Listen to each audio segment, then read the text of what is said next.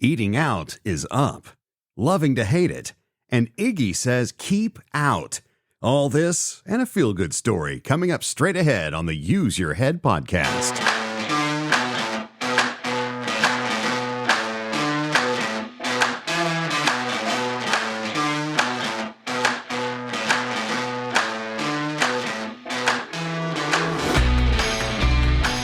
It is my distinct pleasure to greet you. Arr! It's National Talk Like a Pirate Day on this Thursday, September the 19th. I used to do that, by the way, but that's another story. I was never a pirate, but I played one on the radio. We used to do a Pirate Day on a radio show I used to do with my friend Sean. Good times. Whether you talk like a pirate or not, I welcome you to the Use Your Head podcast. I'm John McClain, coming to you from Dallas, Texas. This is the show where we take a look at the news of the day, the events of the day, the trends of the day, the fads, the fashions, all of the things that we see around us, and we use our heads. We reject the idea that we should allow anyone else to, or anything else, frankly, to tell us what to think. I don't care what the narrative is. I don't care what the cool kids are saying.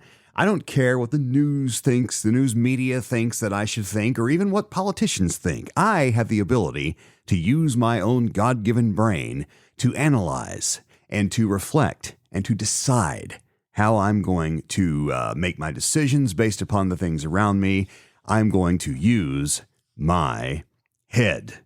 And I hope that you will too. Thanks for listening wherever you are. We're on platforms all around the internet. Good news, by the way, I am just about ready to get the website switched over from the old show, and then you'll have a way to get in touch easier.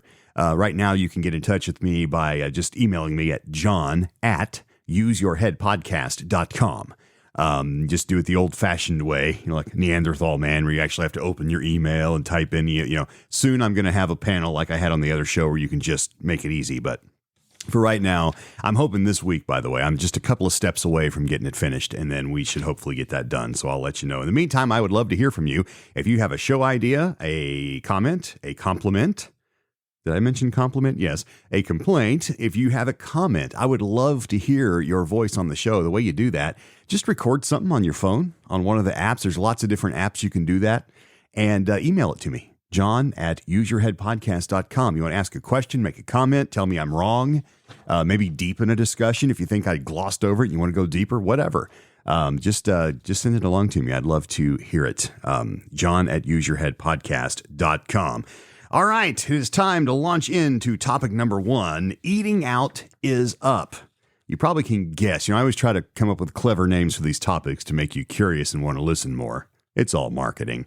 But on the other hand, eating out is up is probably not something that is going to be hard to figure out. This story comes to us from South Carolina, Charleston to be exact. This is from Live 5 News, WCSC, written by Emily Johnson, who titles her story, South Carolina Restaurants Face Balancing Act as They Navigate Effects of Inflation. Interesting stuff. Here's what the story says. As concerns around inflation and the state of the economy continue across America, in South Carolina, restaurants are struggling to keep up with the high price of food and supplies. The average household in South Carolina is paying $989 more per month to purchase the same basket of goods and services as in January of 2021, according to Congress's Joint Economic Committee. Wow. Can we just say 1,000? I mean, $989 more per. So imagine that in your budget. This is the average in South Carolina. All right, which is probably kind of like a lot of states. $1,000 or more, if or more a month for the same stuff that you already buy, goods and services, just to get the same thing, an extra $1,000. That's significant for most families. Story goes on. Owning a business on King Street in Charleston is a lot different now than it was a few years ago, especially for restaurant owners, where a simple $5 can barely get half a pound of meat. We buy food for the general public instead of just buying it for mom, dad, and the kids, so it's really had an impact on us, El Jefe owner Roy Neal said. El Jefe, by the way, is a Tex-Mex cafe there in town. Neal went on to say it's not just the cost of food, but balancing a fair price for customers to ensure they don't charge too much and people decide to take their business elsewhere. Neal says You have to be real careful of raising your prices. Just because we're paying more for steak or paying more for supplies, paper supplies, and cups, across the board, inflation has hit every item that we buy. The National Restaurant Association says restaurant owners are seeing a nearly 13% increase in wholesale food prices, hurting their business in more ways than one. Pennies turn into quarters, turn into dollars. You are mindful of everything now, Neal said. Residents of Charleston, like retiree Rick Price, are feeling the effects of inflation just as much as business owners, prompting less spending.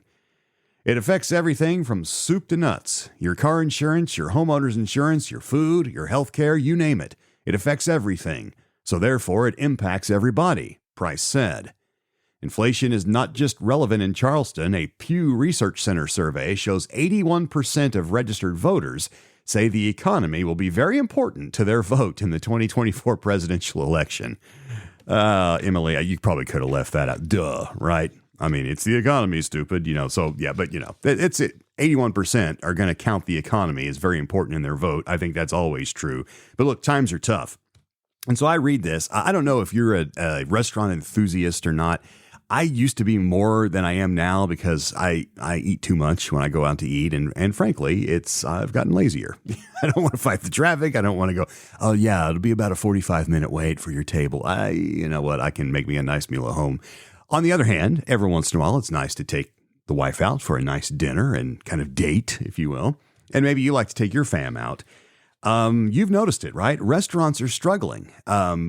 We need to raise our prices to maintain our margins so that we can afford to pay our staff and our bills and order the food supplies that we need to make our dishes and keep our business running. On the other hand, like the gentleman said, it affects every part of your life, and often eating out is a luxury that people will chop out of their budgets.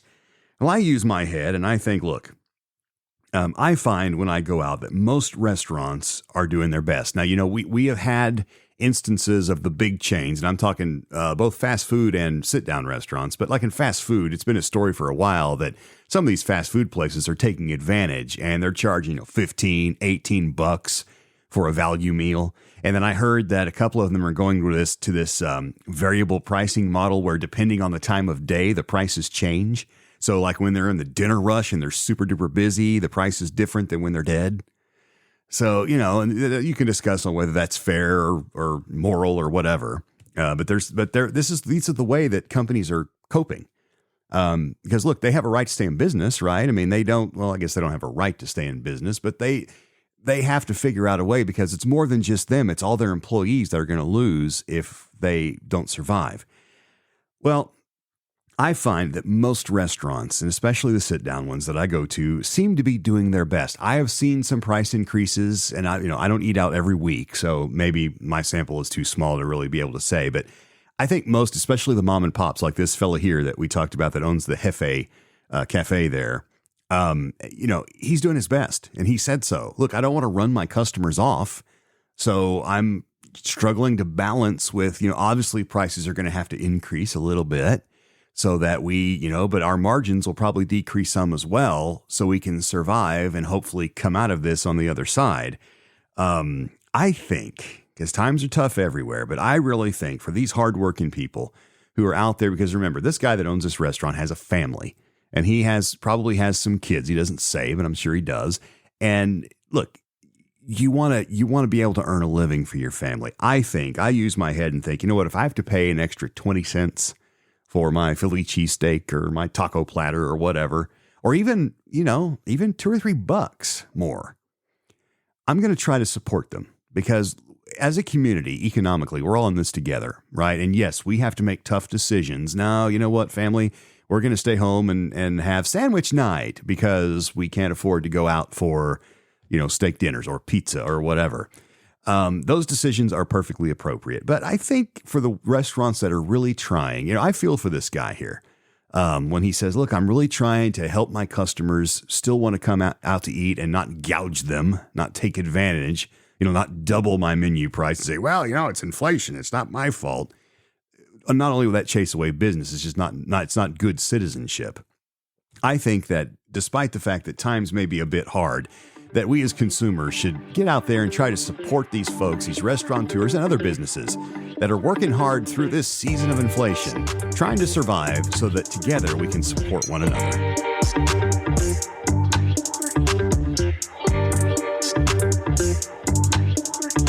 Topic number 2 on today's edition of the Use Your Head podcast, loving to hate it. That's our topic for topic number 2. This story is out of Jefferson City, Mo. From KCTV5, political experts say attack ads work on voters. All right, this is from Hannah Falcon at KCTV5. When you turn on your television, you're likely inundated with political ads. Many of these ads take a negative approach, criticizing the campaign's opponent. One Missouri election, seeing a lot of negative ads, often called attack ads, is the U.S. Senate race between incumbent Republican Josh Hawley and Democrat Lucas Kunce. In an Emerson College poll of likely Missouri voters conducted last week, Hawley has a 10% lead on Kunce. Both candidates had attack ads playing at the time of the poll. All right, we'll pause right there. Everybody does. Okay, that's the political game. But in any event, moving on. These attack ads are widely disliked. But Columbia College political science professor Terry Smith, Ph.D., said you keep seeing them because they work. Smith said it's a psychological impact making these emotional appeals very effective, no matter how negative the emotions are. Everybody hates negative ads, but the reason that people use them is because they work. They appeal to the gut, and people react politically to being appealed to at the gut level, Smith said. All right, let's pause right here. You know, this is kind of a bug in my bonnet. This kind of thing. Look, regardless of where you sit on the political spectrum, that's not even what this is about. It doesn't matter which party or no party or negative ads work because they're addictive. And every cable news channel on planet Earth knows this.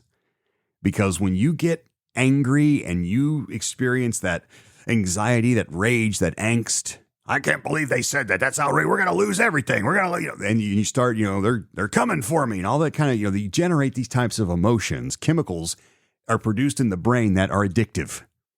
And these cable news channels know this. All right. They totally know this, and they make millions off of your blood pressure. This is why one of the biggest pieces of advice I give to people, stop watching them, because they're not there to inform you. They're there to tick you off so you'll keep watching more because you got, that's the way they work. And, look, you can argue with me all day long. And I'm willing to argue about it. But it's going to be hard to convince me otherwise. And remember, I used to work in the media, so I know how this works. Political campaigns do the same thing. All right. If you can make someone hate the other guy through rage and anger, whether it's true, legitimate or not, and a lot of times it's half-truths that have been puffed up to gospel level, or it's outright lies. It doesn't matter, because if you're effective at delivering that negative message and creating the rage and anger and the high blood pressure and fear and all of those intense emotions, you can be manipulated. That's why they work when I use my head. All right? There's a little more to the story. According to a Cambridge University study, it says there's no real way to tell which ads will be effective before they are aired, but it also points out that some ads are certainly more effective than others. University of Missouri economics professor Jeff Milio said it's much more difficult for a newcomer to outperform an incumbent. He points out it takes more advertising, which means more money. Usually those races aren't very competitive, but if a challenger doesn't have to spend more but can just be competitive in terms of advertising, it's probably because they're a very strong challenger to the incumbents in a very weak position. All right, so look, when I use my head, I say this. If you're like, well, I don't like negative ads. I mean, nobody does. I mean, I guess there's some people that, that I guess maybe like the mudslinging. Like I said, there's all kinds of people out there, but most of the people in my circle of influence don't care for negativity. They're generally upbeat, positive people. They would rather hear about what?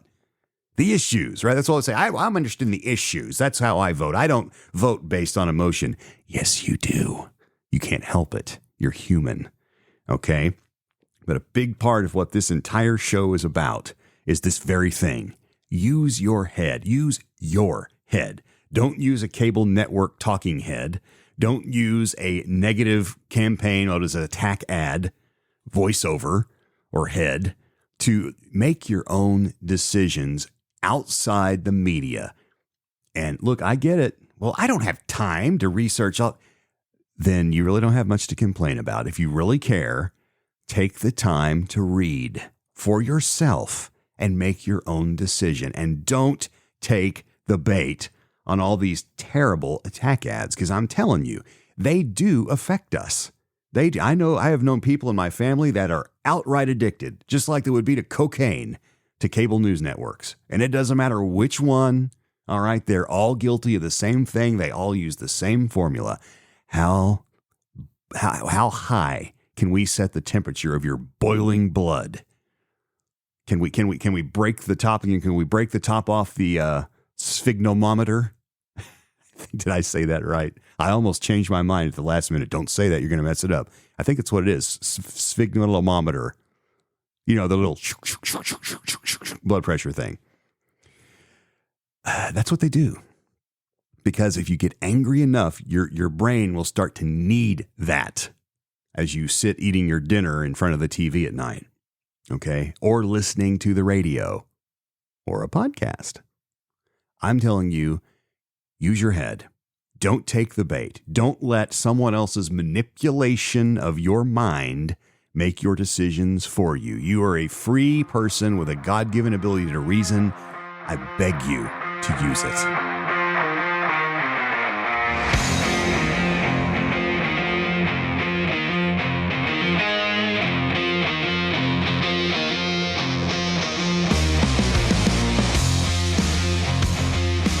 Oh, yeah, a little air guitar there.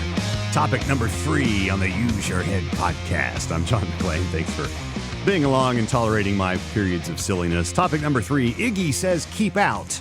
And this is a cute little thing. I don't know if I coined this, but Iggy is what I call Instagram, IG. You know, when I see IG, I think Iggy. I'm not talking about, remember the old show Taxi with Christopher Lloyd? What does a yellow light mean? I'm not talking about that Iggy. And if you're too young to remember that show, go out and find it on the internet and stream it. It's a wonderful, wonderful show. In any event, off topic. Iggy says keep out. Here's the story. Instagram makes teen accounts private as pressure mounts on the app to protect children. This is from Barbara Ortute, writing for the Associated Press. The story says this: Instagram is making teen accounts private by default as it tries to make the platform safer for children amid a growing backlash against how social media affects young people's lives. Beginning Tuesday in the US, UK, Canada, and Australia, and by the way, this story was today, so this coming Tuesday is when this is supposedly going to take effect in the US, UK, Canada, and Australia. Anyone under 18 who signs up for Instagram will be placed into restrictive teen accounts, and those with existing accounts will be migrated over in the next 60 days. Teens in the European Union will see their accounts adjusted later this year.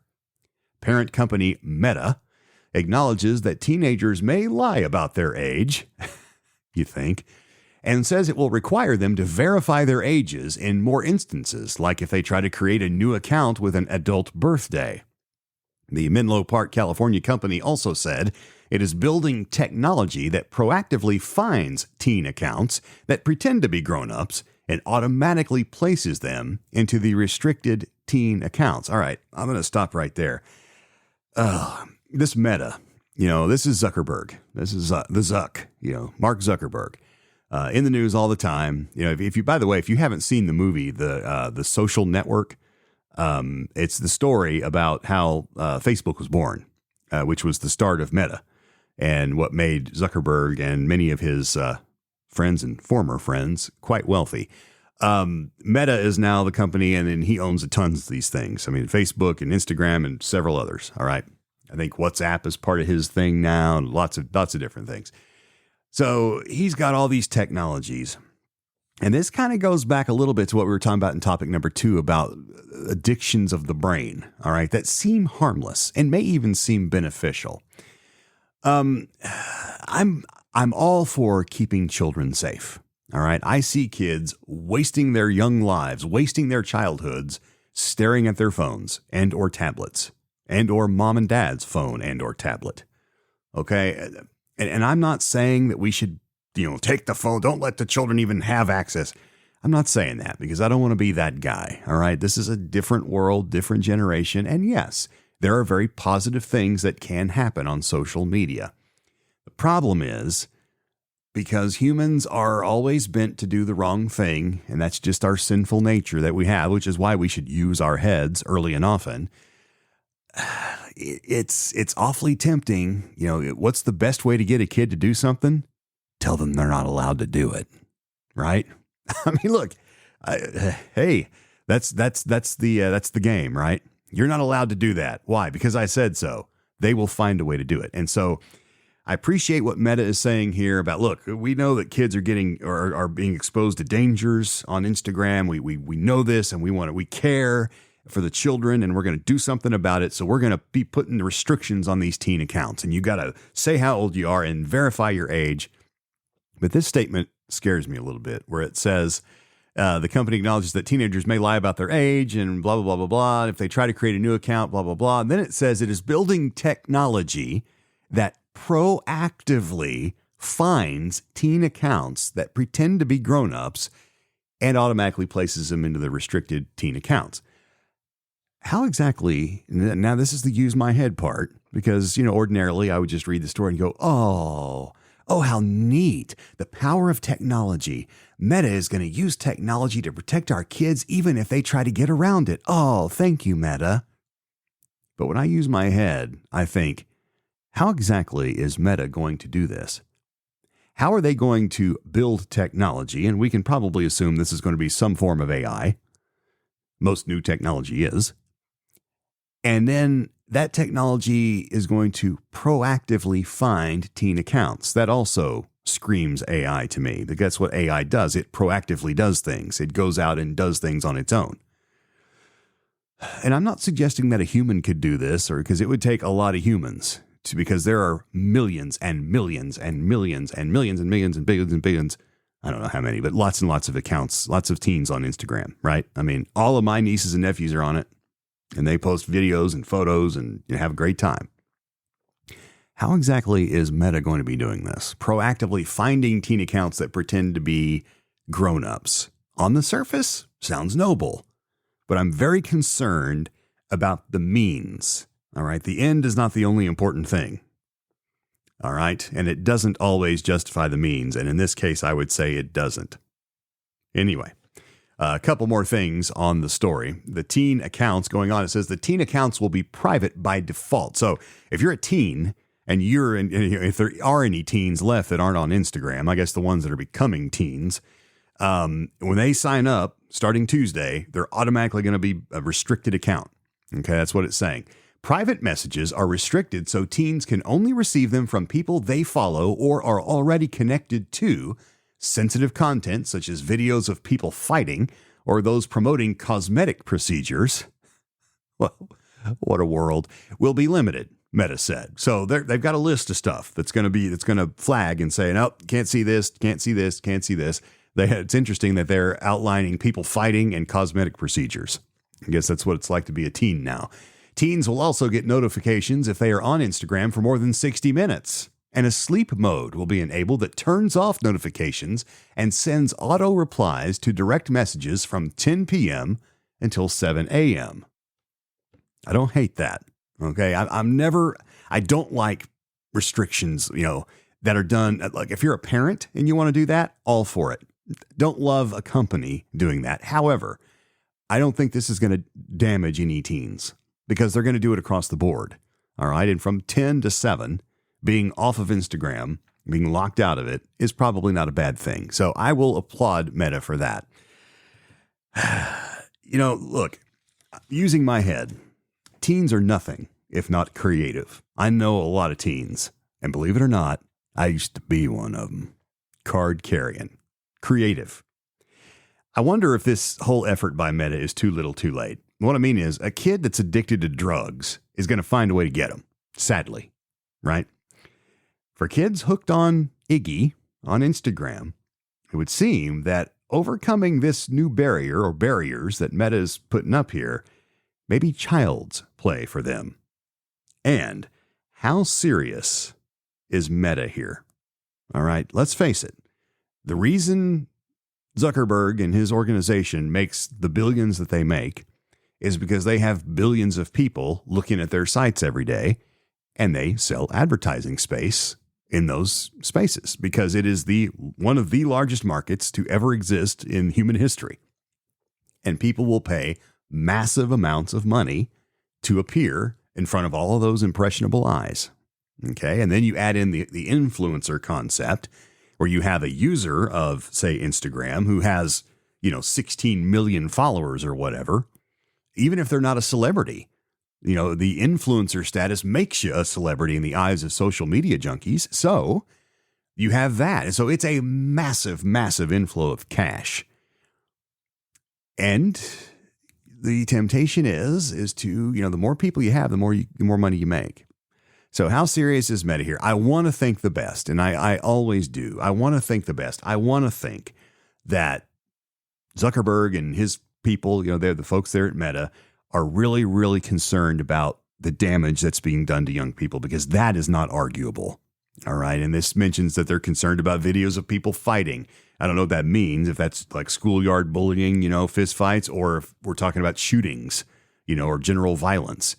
And then the cosmetic procedures. What a world when teens, that used to be the territory of senior citizens. And now teens are being exposed, and, I guess they're being told, listen, if your nose doesn't look right, you need to be getting a nose job when you're 15. It's asinine. But look, I will salute Meta for what on the surface it seems they're doing. I'm a little dubious of the means. I don't like the idea that they're going to be proactively finding teen accounts. They're digging into stuff that they probably don't belong in, is kind of the way I'm looking at it. But anyway, using my head, we'll keep an eye on this and see what happens as Iggy says keep out to teens. Well, before we wrap up today's edition of the Use Your Head podcast, allow me once more to express my gratitude for taking your half hour with us here and encouraging you to use your head. I got an extra feel-good story from you from Chicopee, Massachusetts. You may notice a rather unexpected police vehicle making the rounds, an ice cream truck. It was a brainchild of Officer Travis Ordiorn of the Chicopee Police Department, who said, one of my main goals was to try to bridge the gap between police work, our department, and the community. They got an ice cream truck that they bought with money they seized from criminals, and they're out there in the community giving away ice cream to kids. I think that's great. Good for you, Chicopee, Massachusetts Police Department. That's all the time we got. We'll see you next time. Thanks for joining us on the Use Your Head podcast. Bye-bye.